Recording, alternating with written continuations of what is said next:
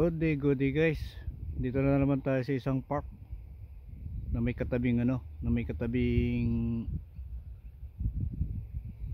farm ng mga kambing dito sa bansang New Zealand. Kaso farm ng kambing, baka, tupa, kaso hindi na natin nabutan guys eh.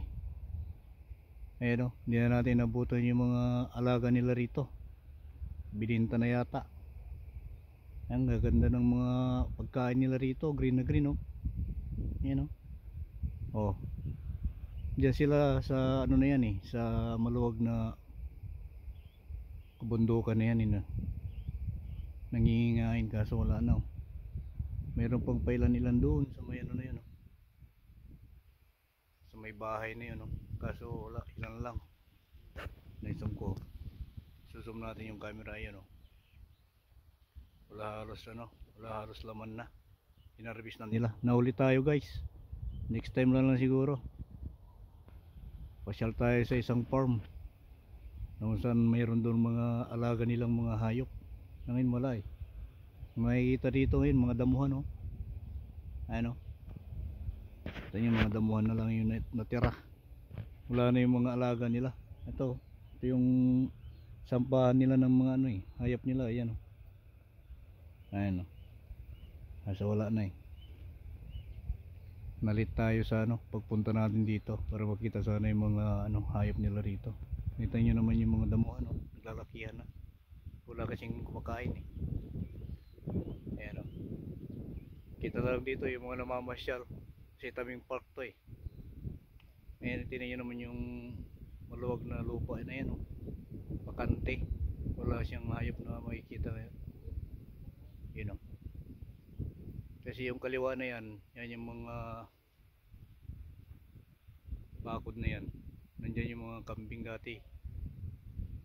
So nag-harvest na sila. Kikita na lang dito ngayon yung mga tao naglalakad kasi ito park to eh. Ayun o.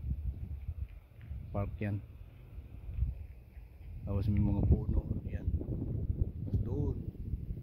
Mga puno doon o. May mga kambingan dyan eh. Kaso wala na.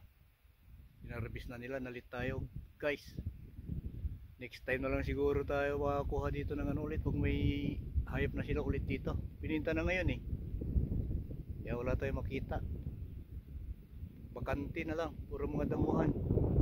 Ang mga nandito wala na nangingain ng mga hayop eh. Baka, tupa, sa camping. Yan guys. Next time siguro punta tayo sa farm na lang ulit, sa ibang farm kasi dito wala oh. Makikita na lang dito mga damuhan guys. Tapos yeah, wala oh. Talagang wala talaga, as in wala. Yan guys oh. Napakarami dito dati. Nasa malilit pa sila, ngayon wala na, nahuli tayo, ilang buwan lang nakalipas. Yan guys oh. Bakante yung mga farm nila ngayon dito sa bansang New Zealand guys. Naibinta na yata yung mga alaga nilang hayop dito.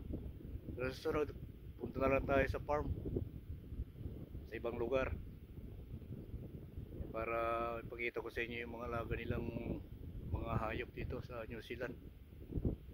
So thank you guys sa suporta sa YouTube channel ko. So don't forget to like and share na lang para makita pa ng ibang mga idol natin sa buong mundo.